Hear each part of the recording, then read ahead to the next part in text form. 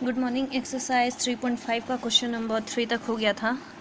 Question number 4 wording वाला है और इसमें देखिए ये भी बोल दिया है निम्नलिखित रैखिक समीकरणों के युग्म बनाइए और उनके हल यदि अस्तित्व है वो सबका अस्तित्व होगा।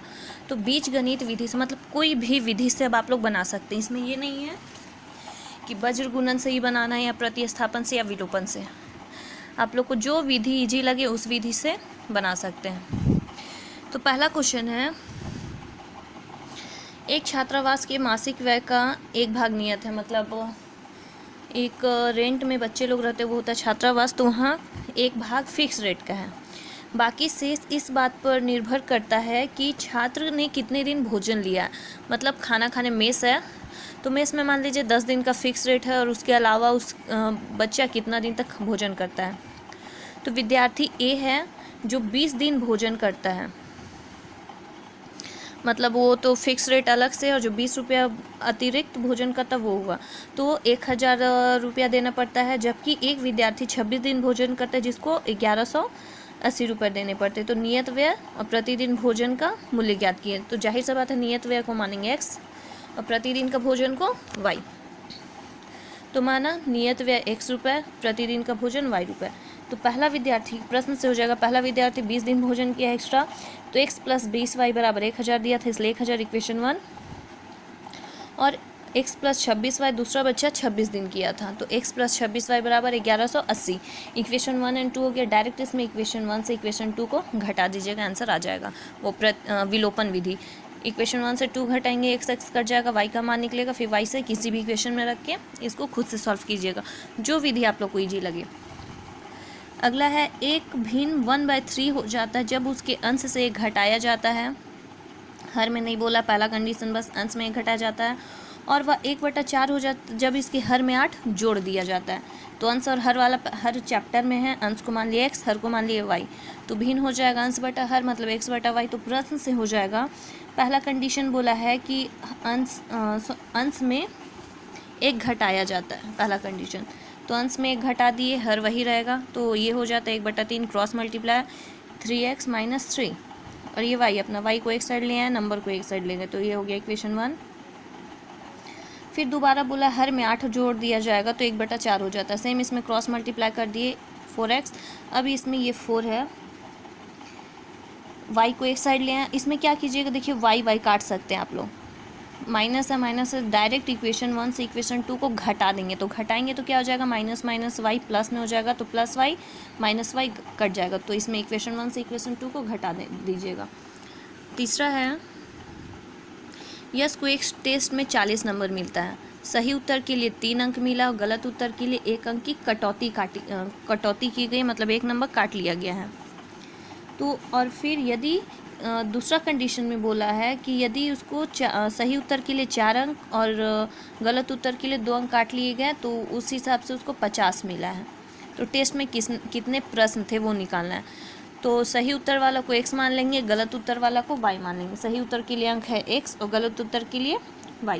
पहला कंडीशन सही रहने पर 3 अंक मिला है मतलब 3x और 1 अंक काट लिया गया है। काटना मतलब माइनस, तो -y बराबर 40। सेकेंड कंडीशन सही उत्तर के लिए 4 अंक मतलब 4x और -2y बराबर 50। 3x - y बराबर 40, 4x - 2y बराबर 50। अब इसको आप लोग कोई भी विधि से, चाहे ब्रज गुणनखंड, चाहे विलोपन, चाहे प्रतिस्थापन, उससे काट सकते हैं। विलोपन से कीजिएगा तो यहाँ देखिए 2 है, इक्वेशन 1 को 2 से गुना करके घटा दीजिएगा। समीकरण 1 को 2 से गुना करके घटाने पर y कटेगा, x का मान निकलेगा।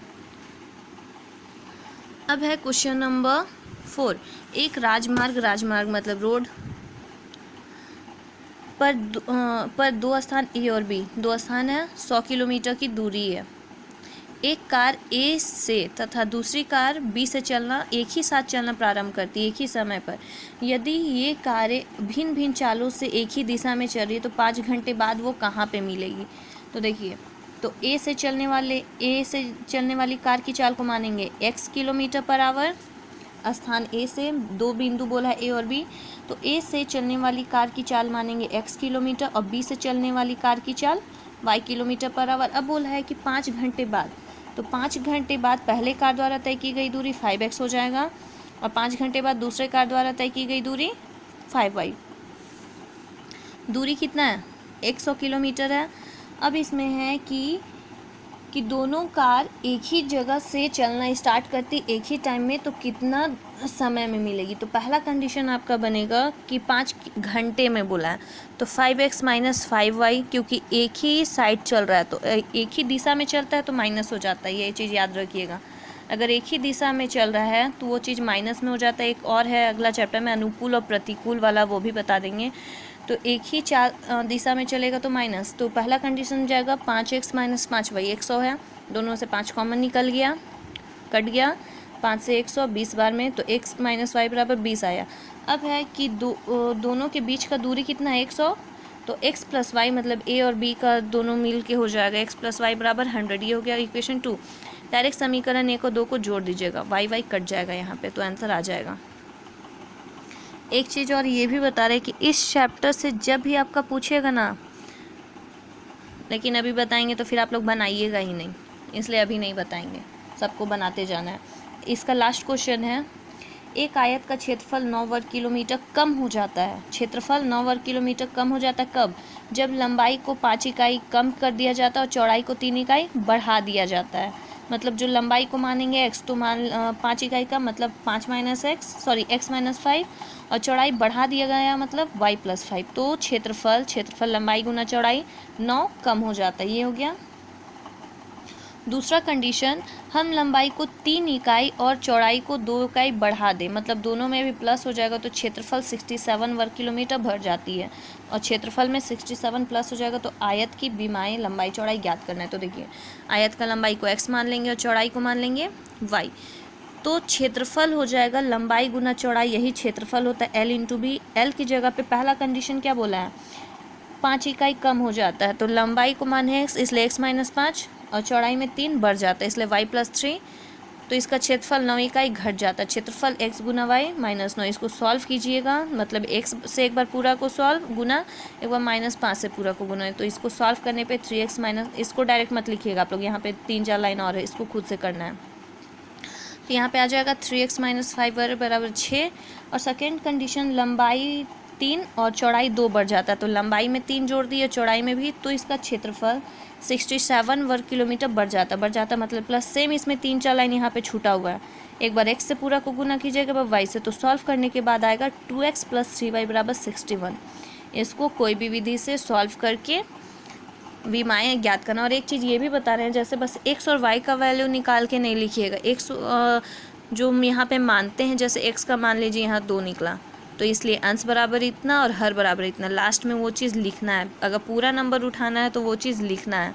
नेक्स्ट डे लास्ट चैप्टर इसका 3.6, इससे क्वेश्चन रहता है, थोड़ा घुमा के रहता है, घुमा के नहीं मतलब इसके अलावा कोई क्वेश्चन रहेगा नहीं, बुक के अलावा नहीं देता है क्वेश्चन, तो इसको कंप्लीट कीजिएगा। चैप्टर 3.5 नेक्स्ट डे अगला चैप्टर।